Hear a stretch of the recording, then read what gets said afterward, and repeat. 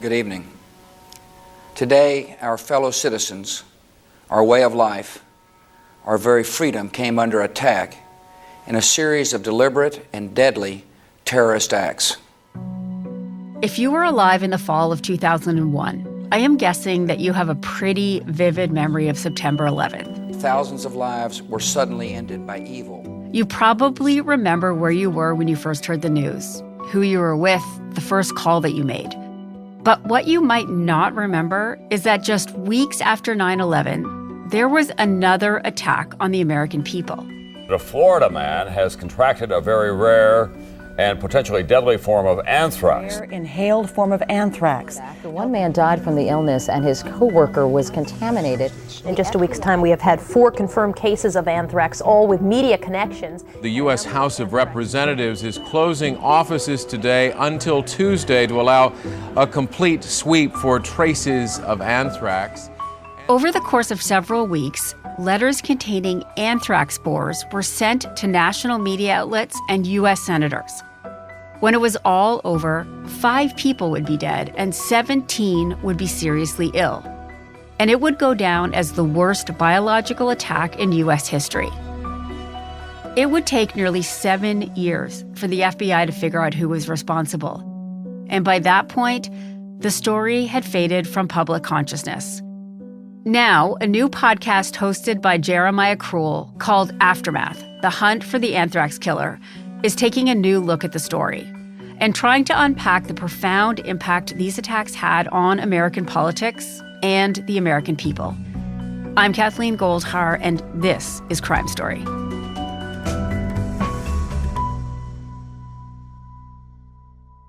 Jeremiah, welcome to Crime Story. Hi, thank you for having me. So it's 2025. We're looking at the story today through all that we've lived through. But what do you remember from 2001? Obviously, 9/11, we all have our own memories, but tell me what you sort of remember about those anthrax attacks. Yeah, I can tell you, I'm in New York now, and I was living and working here when all of this happened, both 9/11 and then the anthrax attacks afterwards. And I remember what it was like, of course, after 9/11. It was a strange and eerie time.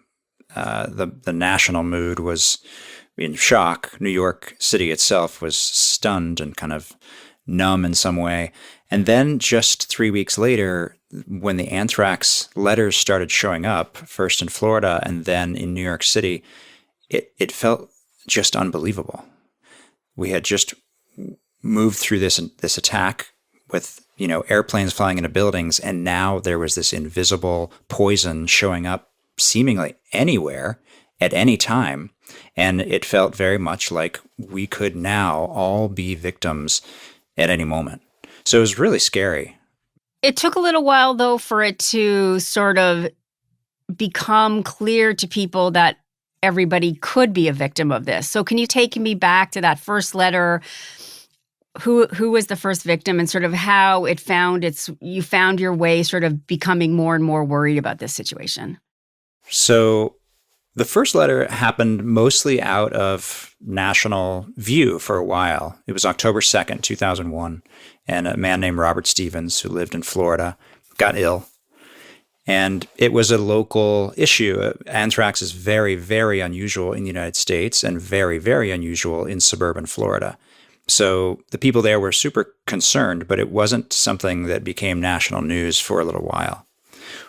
What made it really intriguing, and one of the things that I think drew myself and my partner, co-writer Scott Tiffany to the project, was that what was happening at the same time in Florida right after 9/11 is that the FBI learned that the Al-Qaeda hijackers were living right there in Florida, about an hour away from where Robert Stevens first got sick.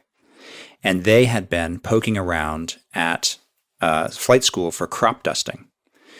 So the FBI started wondering, was there a connection between the 9/11 hijackers and this new case of anthrax?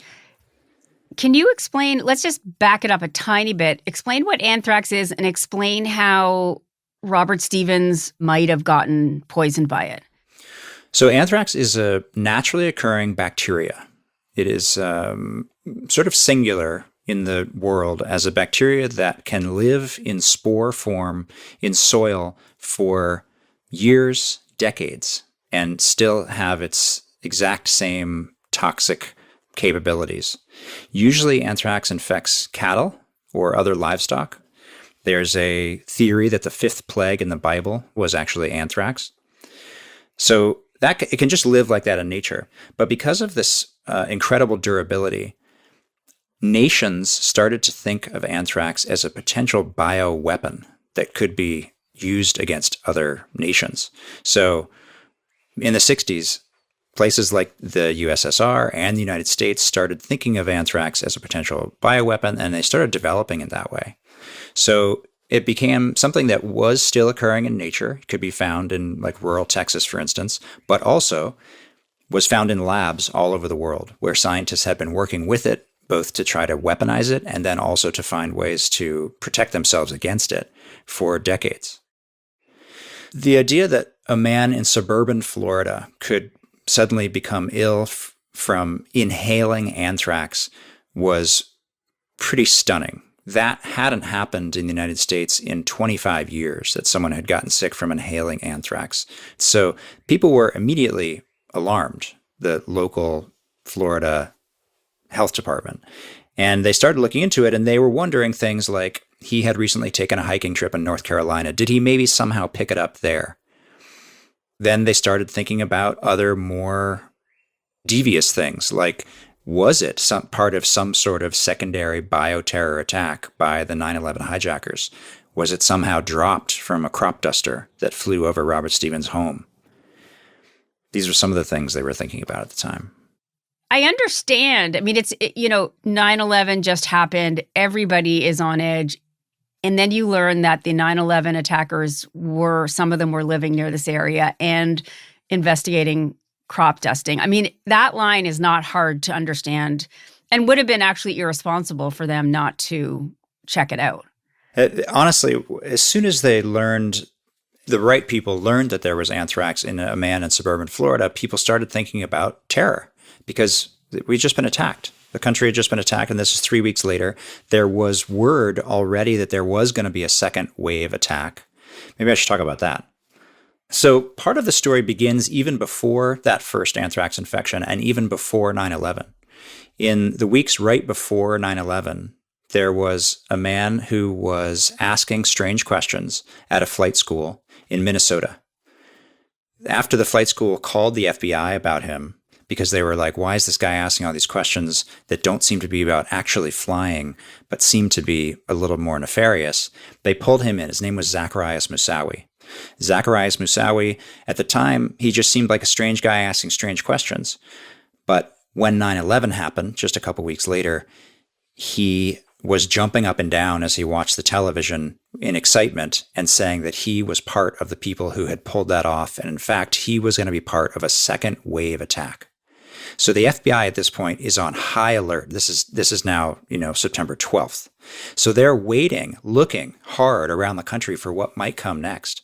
So by the time October 2nd rolls around, October 4th really, when the FBI finds out about this, they are expecting this is it. Or at least that's a very strong possibility. There's also letters that some of the other victims got, right? That actually directly points to Islamic beliefs. Yes, when they finally get an actual letter in their hands, which is some of the letters that come to New York City, the letters seem to be clearly written by fundamentalist Islamic terrorists who say things like death to America, death to Israel, Allah is great. So now all signs are pointing towards al-Qaeda. But they can't find any hard evidence to this effect. And when they really start looking at it, they don't know how al-Qaeda could have gotten this strain of anthrax or had the biological know-how to know how to both manufacture it, transport it, and then disperse it.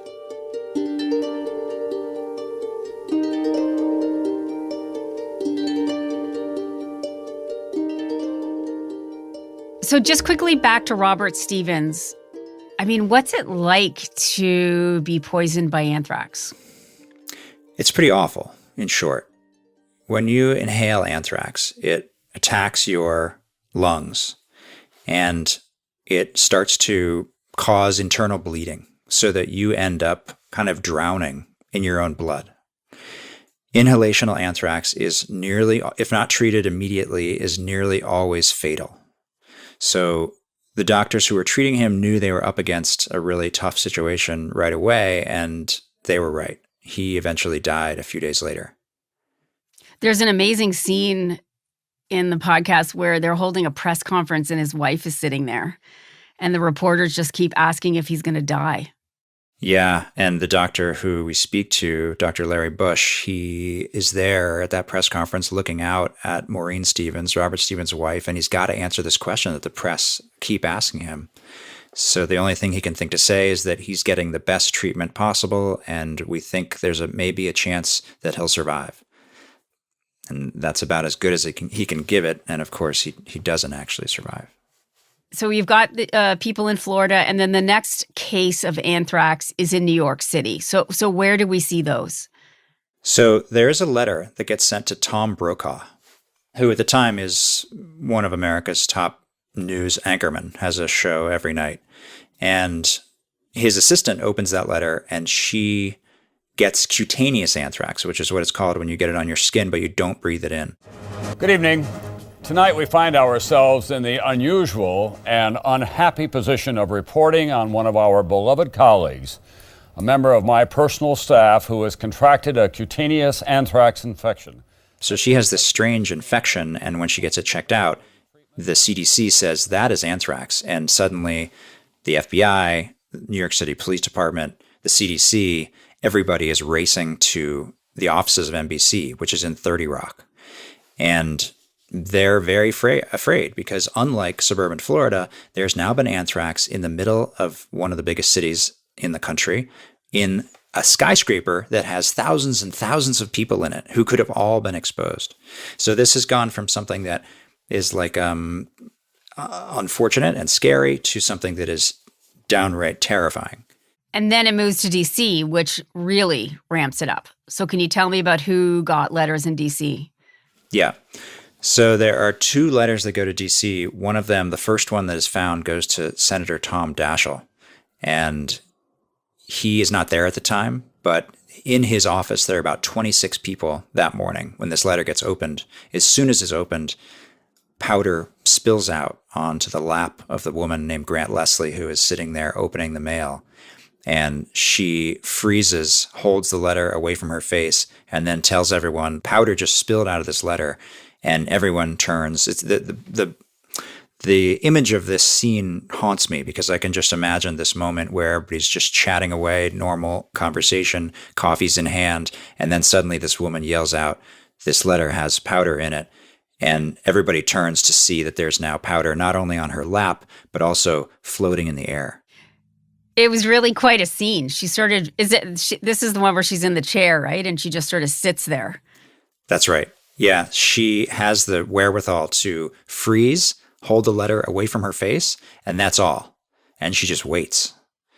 And luckily, people are able to get there pretty quickly, and they're able to contain the scene fairly quickly.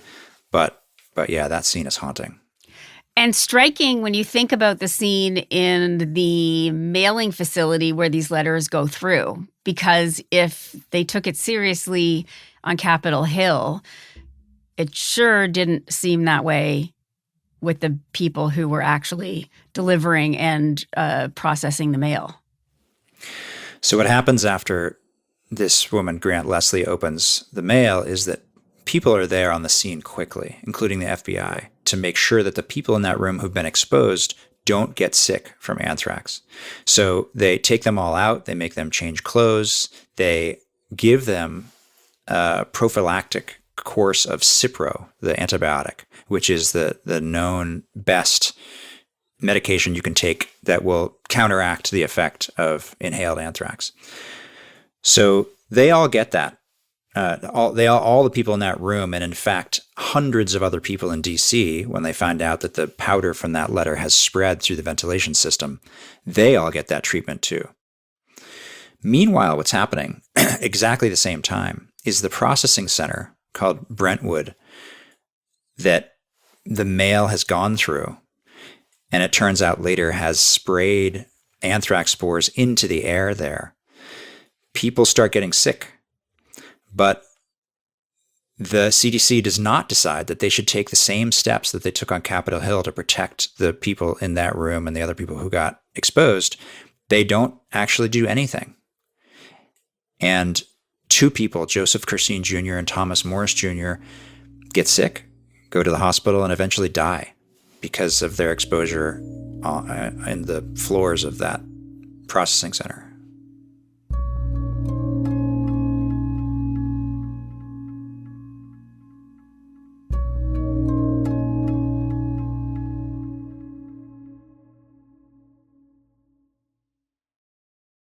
The FBI start to move away. Like you said, they had no hard evidence that it was Islamic terrorism. So they start to widen their view on what or who could be behind this. And they start to sort of focus in on scientists. The first scientist that they focus in on, can you tell me that story? Because that's also pretty heartbreaking. Yeah. Yeah, exactly as you say, that once they're moving away from Al-Qaeda, they start to think about who's got the technological wherewithal and the experience of working with this kind of substance that they could make this happen. So they start looking in the United States for someone with a scientific background who lives in the area around where the letters were postmarked, which is Trenton, New Jersey. And at the same time that they're looking for this, there's a call that comes in. A neighbor who's been watching his neighbor do something strange in the backyard with a cloudy liquid inside a silver canister, and it looks very suspicious. So the FBI, with that information alone, moves in to look at this man named Irshad Sheikh, who is an epidemiologist in a small town called Chester in Pennsylvania. He's from Pakistan. This, to the FBI in the wake of 9/11, looks suspicious when coupled with this cloudy liquid, and they move in and they go guns blazing, so to speak. They break down the door of Irshad Sheikh's house. They take his wife who's sleeping out of her bed. They handcuff her, and they start just ransacking their home. At the same time, another squad of FBI agents comes to Irshad Sheikh's office, and they interrogate him for hours. Honestly, if it ever happened to me again, maybe I will have a heart attack. But really, I do not know how we survived it. They find out fairly quickly that Irshad Sheikh does not have the experiential background to deal with this. He's an epidemiologist. He's not someone who works in a lab who would know how to make anthrax. So pretty soon, they're able to let him go as a suspect. But what happens in the wake of that for him is almost total destruction of his life. Yeah. Dr. Irshad Sheikh was also working at Johns Hopkins. He lost that job, and his application for citizenship was delayed for years. On top of that, he couldn't fly anymore because he got put onto a terrorism watch list. He couldn't fly anymore without being taken off the flight. They would come on the plane, haul me away from the plane in front of 400 people. And everybody would think, wow, this guy was a terrorist. He was sitting just next to me. It's so awful. There was a second scientist that got caught up in it that ended up also being the wrong guy. This is part of the whole thing of why it took so long. Tell me about him. A few months after this story with Dr. Irshad Sheikh, another anonymous tip came in about a man named Stephen Hatfill, who was a scientist who had worked with anthrax in the past, and 2 weeks before 9/11 has lost his security clearance at a bioweapons lab. He starts to look like a very good suspect because of his experience and the motive that he has for having lost his security clearance and being angry at the forces that did that to him. When they raided Stephen Hatfill's house, they don't find anthrax, but what they do find is a copy of a manuscript for a book that he's written. And that book details how a terrorist would attack the United States by unleashing a bacteria in Washington, D.C., in the seat of power. And this book suddenly, the FBI is stunned that they've found this because it feels like a blueprint for what actually happened. So with this in mind, the FBI is starting to become pretty convinced that Dr. Stephen Hatfill is their man. But they don't have any hard evidence. So they do something pretty unusual. They bring in bloodhound dogs from California. They bring 3 bloodhound dogs to the area of Stephen Hatfill's apartment, and they have these dogs start hunting for the scent that they've given them, which is from the anthrax letters themselves. And these dogs go on their paths independent of each other and all come to the same conclusion, which is they pick up scent on the landing of the apartment building outside Stephen Hatfill's apartment. This is really damning. And now the FBI knows that they've got their guy.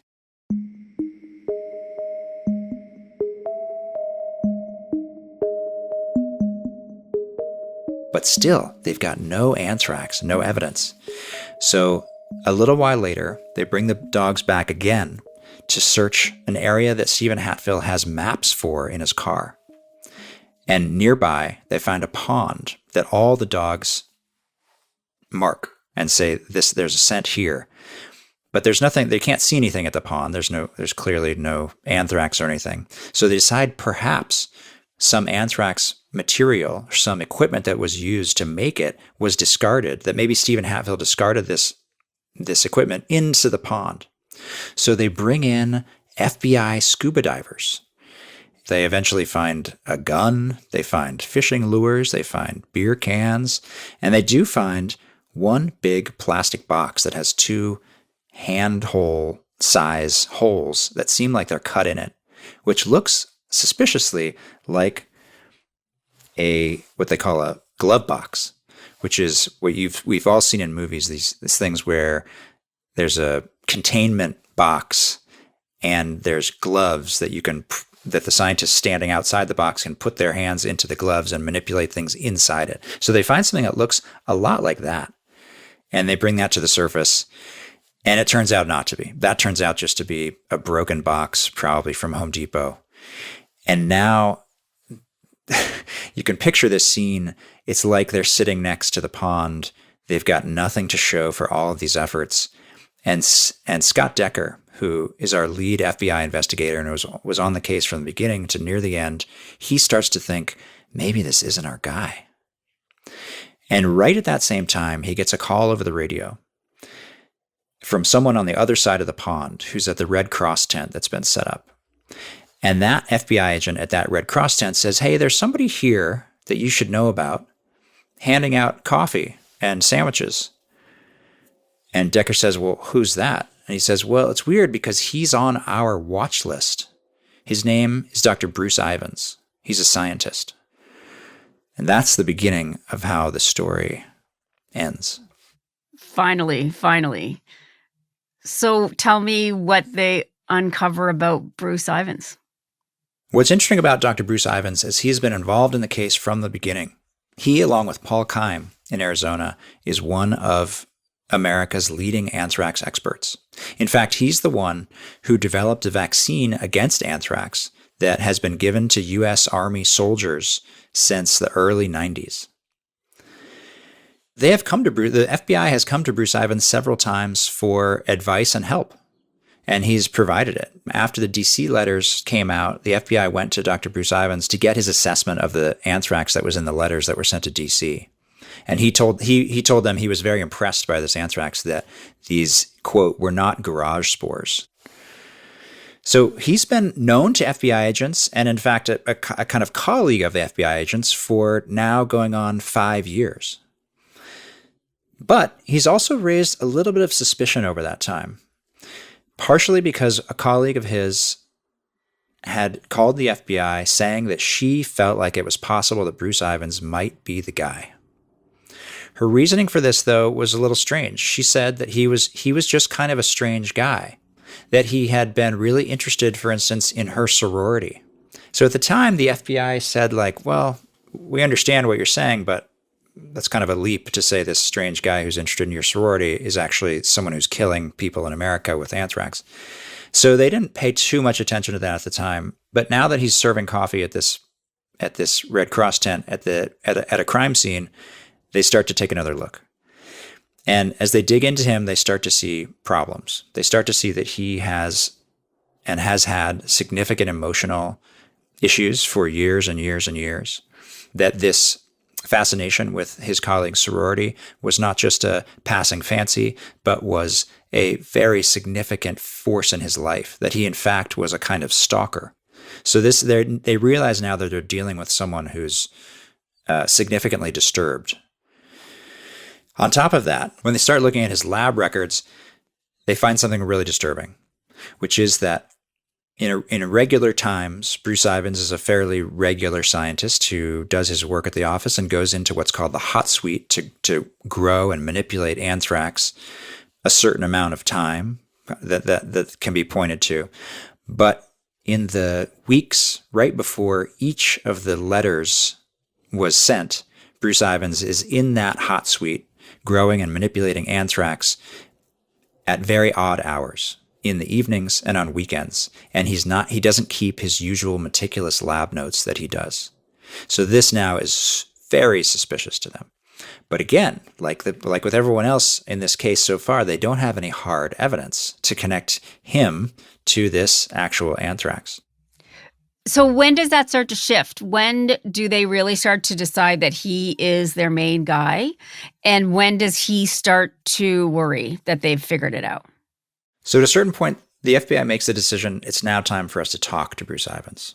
So they bring him in just to have a kind of casual interview where they ask him a few questions. But at this point, they know a lot of things, and he doesn't know they know those things. So when they confront him about his extraordinary lab time at the moments before the anthrax letters were mailed, he gets very defensive and eventually just shuts down. And the next time he comes back, he brings an attorney with him. So at this point, he is aware that they're looking at him seriously as the suspect, and he starts to behave really erratically. At the same time, the FBI has been talking to a biotechnology startup called Tiger that has been working on the Human Genome Project. And at the very beginning of this case, the FBI had gone to them and asked if there was any way that they could sequence the DNA of the anthrax in these letters so that they could figure out exactly where this particular batch of anthrax came from. When they started this in 2001, that technology was out of the question. But Tiger, this startup, started working on it. And now around this time, when they're looking seriously at Bruce Ivins, they have a breakthrough. And in fact, they're able to sequence it all the way to get a very clear picture of which exact batch this was. And when they compare the DNA in the anthrax letters to all the samples that they now have from all the labs, they find that it matches back exactly to one flask in one lab in the United States, and that flask is created by and under the custodianship of Dr. Bruce Ivins. Do they ever get to charge Bruce Ivins? So what happens at this moment, Bruce Ivins starts acting very erratic. They do not arrest him yet because they're still wanting to collect a little more evidence if they can. But he starts to crack and ends up attempting to commit suicide, entering a rehab facility. When he leaves that rehab facility a week later, he ends up threatening his coworkers, saying things like he's going to get a Glock and kill people. People believe he's ready to sort of die by suicide by cop. And eventually, he does commit suicide.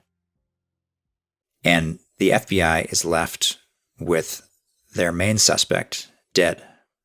And because of that, there's never a trial. The FBI never gets to present its case.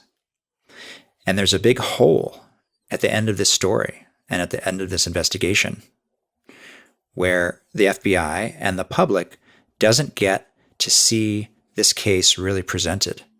So though the FBI, and especially our main agent, Scott Decker, are absolutely convinced of his guilt, and the evidence is pretty damning, there was never that satisfying court case that made it all both public and definitive.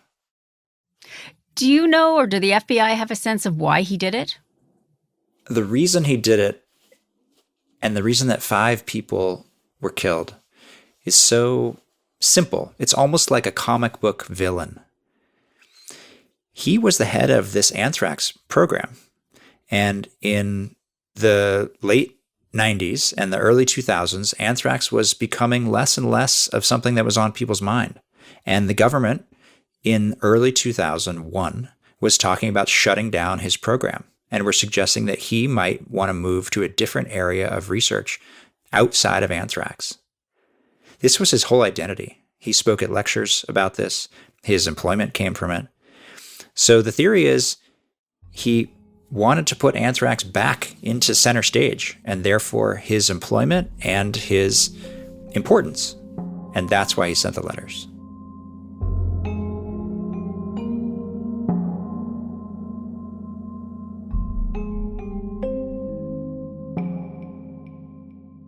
The anthrax attacks have tentacles into today. Can you take me there a little bit? Can you talk to me about those threads you were able to pull on? Yeah, that's what we find fascinating about this, is though this story in a lot of ways is invisible. It happened in the shadow of 9/11. People remember it vaguely, but they certainly don't remember what happened with it. And what's surprising about that is that it has these, like you say, these tentacles or tendrils that have entered into our lives in pretty significant ways. The first one is that the anthrax letters landed in Washington, D.C. when the USA Patriot Act was being considered. As we wage the war on terror overseas, we're also going after the terrorists here at home. And one of the most important tools we have used to protect the American people is the Patriot Act. That act was going to give a great deal of power to the government to spy on its own citizens in the hopes that they could prevent terrorism happening. But while it was being debated, there was a real question about, is this going too far? Are we giving up the rights of United States citizens in this moment of fear? And those letters arrived right during the middle of that debate. And at the end of the day, people like Tom Daschle voted for the Patriot Act. And in the years that have happened since, some people have looked back and wondered if they did the right thing. So that's the first thing. Secondly, the White House at the time, President George W. Bush was very curious if the anthrax attacks could have been perpetrated by Iraq. And we know George W. Bush had a focus on Iraq that was extremely misguided. Exactly. And anthrax ended up being used in that focus. They kept asking the FBI, was this Iraq? Was this Saddam Hussein? The FBI kept saying, no, there is no evidence to show that this is Saddam Hussein. This is not a kind of anthrax that they have there. There's no reason to think it's Iraq. But they kept pushing that narrative. And eventually, Colin Powell went to the UN with a vial of fake anthrax, but what looked like real anthrax, and said, this was the amount of anthrax that was used to shut down the entire United States Capitol and kill people. And Saddam Hussein makes tens upon tens of thousands of this and could do real damage. For Saddam Hussein, possession of the world's most deadly weapons is the ultimate trump card, the one he must hold to fulfill his ambition. So they specifically used the anthrax attacks as a way to justify the war in Iraq that started just a few days later. He later in life admits that that was a problem, wasn't it? Yeah, later he finds out that the intelligence that he relied on and that everyone else in the Bush's cabinet relied on was incorrect, was based on one flimsy rumor. And he regrets that he did that, and that's how that war began. Well, Jeremiah, the podcast was fascinating. It's so smart, and I absolutely think it's so important to look back on stories like this. It's so great that you kind of had that 25 years of what's happened and then be able to pull it together like you did. It's just, it's a really, really great podcast. So thank you so much for joining, and thank you for the work. It's wonderful. Yeah, thanks so much. Thanks for having me.